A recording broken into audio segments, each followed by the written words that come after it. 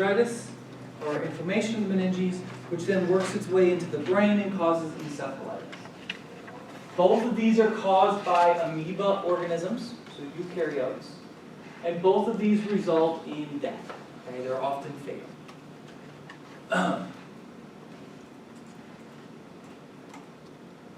Next, we have encephalitises. So encephalitises are inflammation of the brain, in this case brought on by a viral infection. They're all caused by viruses, and these viruses are often called arboviruses. Okay? And all that means is they are transmitted by arthropods, or insects. Now again, I don't care if you know any of these very well. However, I do expect you to know the overarching trend for these viral encephalitis. And that is, they often cause mild flu-like symptoms, and in some individuals it then can become encephalitis. And this usually occurs in people, again, who have a weakened immune system. So if all else fails in the exam, you have absolutely no idea what else to say, just say that probably happens when you have a weakened immune system. Okay? And that's usually the case. Hopefully you're realizing how important the immune system is. Okay?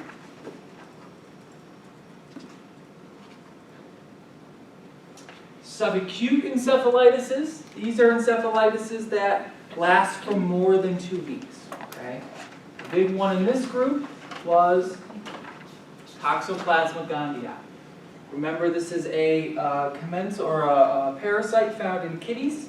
It's relatively harmless to the cat, but if you ingest it while immunocompromised or pregnant, it can either cause brain infections if you're immunocompromised, or it can target your unborn child if you're pregnant. Okay? But remember, in a healthy individual, it rarely does anything.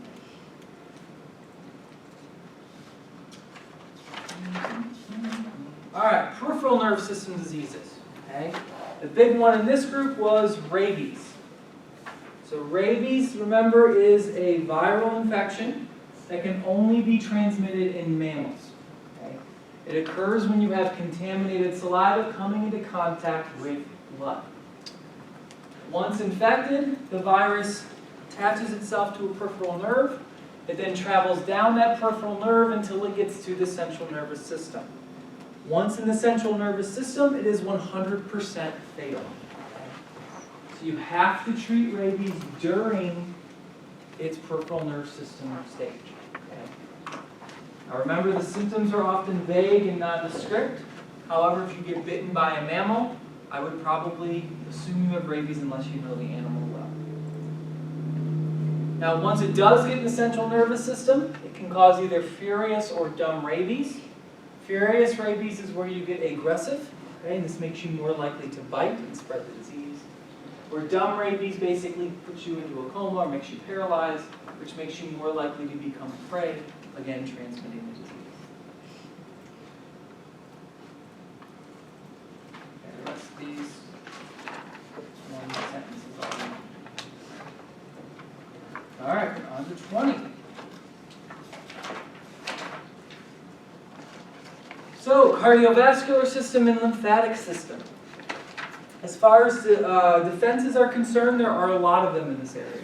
Okay? And that's because most of your immune cells are going to be found in either one of these systems. Now, this is both a good thing and a bad thing. It means that you're less likely to develop an infection in the cardiovascular system. However, if you are unlucky enough to develop one, then it's going to result in severe immune activation, which can result in shock. Okay? So these infections in general tend to be pretty nasty. As far as infections in general in these areas have different names. So if it's a viral infection in the blood, this is known as viremia. If it's a bacterial infection in the blood, it's known as a bacteremia. And if it's a fungal infection in the blood, it's a fungaremia. Now remember, if you have bacteria actively growing in the blood, this is known as a septicemia. Okay?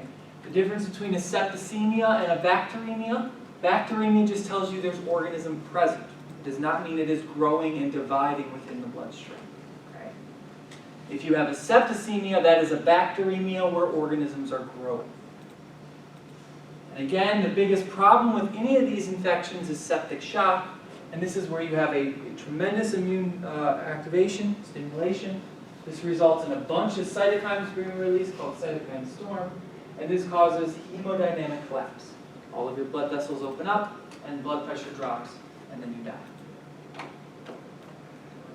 As far as normal biota goes, there should be none. Okay? It should be a relatively sterile environment.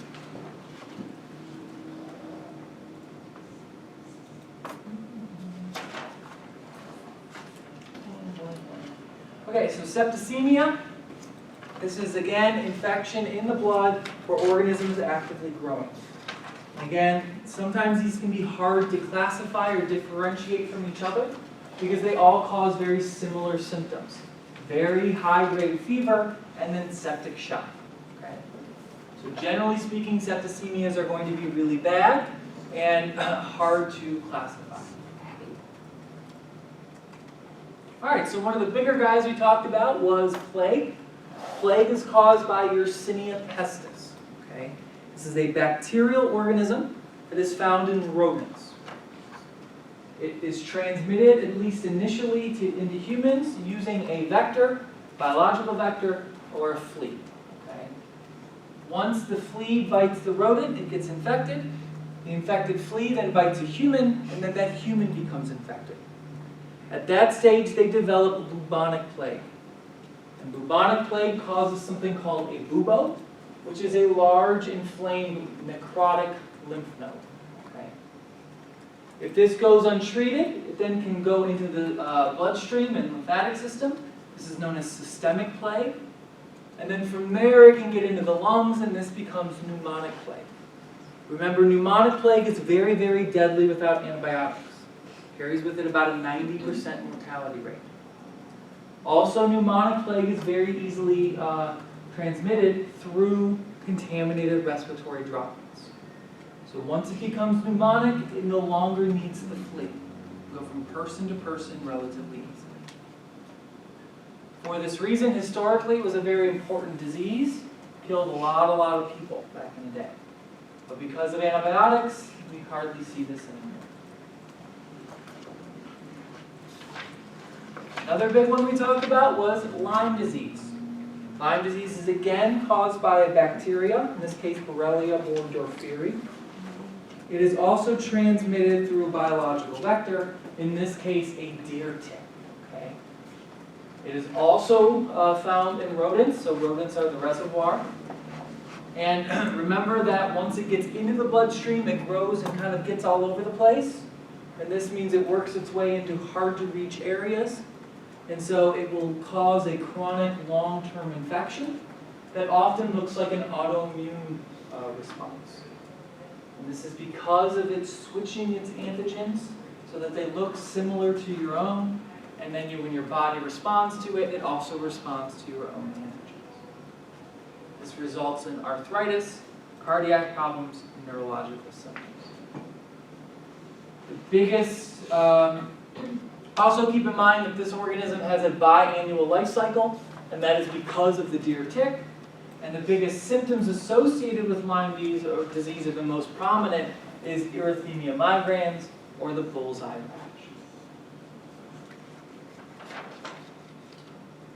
All right, so hemorrhagic fever diseases, all of these you can group into one kind of big cluster, and that is they cause fever and hemorrhage. Okay? Keep in mind, though, most of these do not cause hemorrhage all the time. The one exception to that, though, is Ebola. And then the non-hemorrhagic fever diseases, again, group these into one big group. They cause high-grade fever. Most of these we don't see anymore either, thanks to the advent of antibiotics.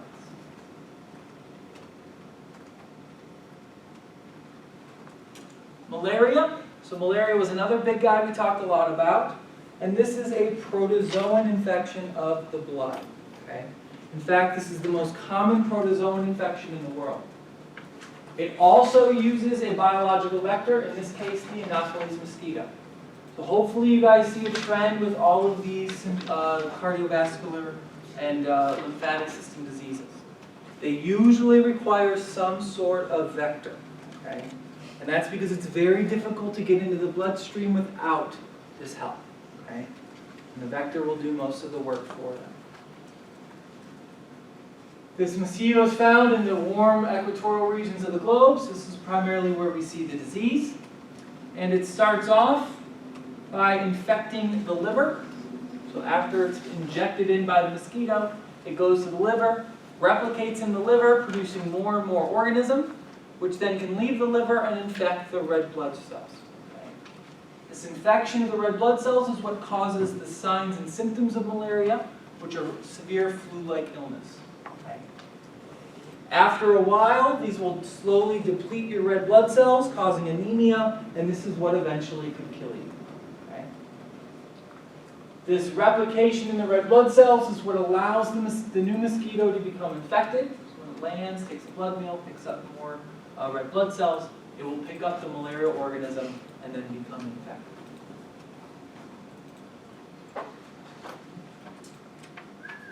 All right, so then the last big one in this chapter, which is a really big one, is HIV. Okay, so we did spend a lot of time on this guy, so expect at least a couple questions on HIV in the exam. Okay, so HIV, or human immunodeficiency virus, is a virus that targets CD4 T cell, or excuse me, CD4 cells in general in the body. These CD4 cells are usually T cells or macrophages, both of which are associated with the immune system. And this virus will slowly destroy these cells until they become, or they're knocked down to such a low level that you develop something called AIDS, or acquired immunodeficiency syndrome. This is the point where your immune system is so weakened that you are now susceptible to relatively minor infections that can become very, very severe. And remember, all of this has to do with the amount of virus and the amount of T cells in your body. So this is a great summary slide explaining what happens during an HIV infection. Okay? Looking at both your antigen, okay, or that HIV produced, the antibodies produced by your immune system, and the amount of T cells that are destroyed by the virus. Okay? So during initial infection, the virus grows kind of uncontrolled because there's really no immune response yet. And at this stage, you see a decrease in your T cells. Eventually, the immune system kicks in. This then neutralizes the virus, and it drops down to very, very low levels. At this stage, your T cells aren't affected too much, and this results in a long-term asymptomatic infection. And eventually, the virus wakes up.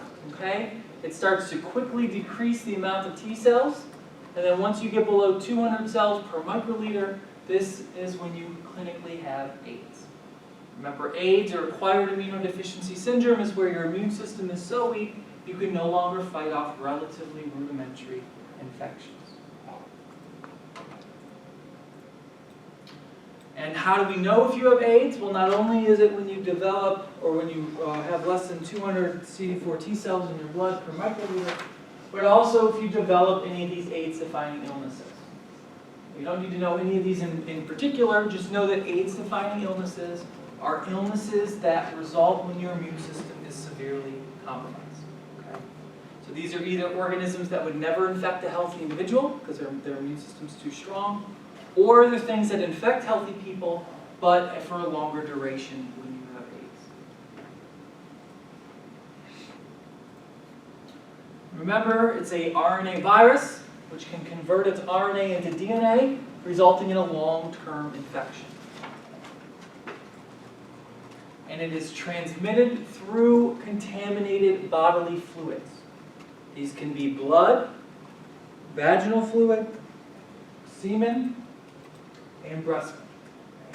However you come into contact with those fluids is up to you, but if you come into contact with them, you could potentially become infected.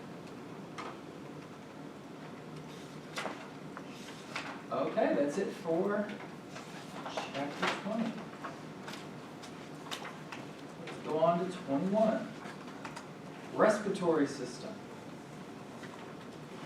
So remember, when we talk about the respiratory system, it's the upper and the lower. The upper is where we get most of our infections, okay, throughout our life. The lower, however, is generally, there's less infections here, but when they do develop, they tend to be much, much more severe. As far as defenses go, there are a lot of them. The biggest ones are going to be mucus and cilia, which are used to catch a potential pathogen and move it out of the way. as well as macrophages or immune cells that are found in the respiratory tract to kind of gobble up anything that is foreign. And as far as normal biota or commensals, they're really only found in the upper respiratory tract. Okay? The lower respiratory tract should be sterile.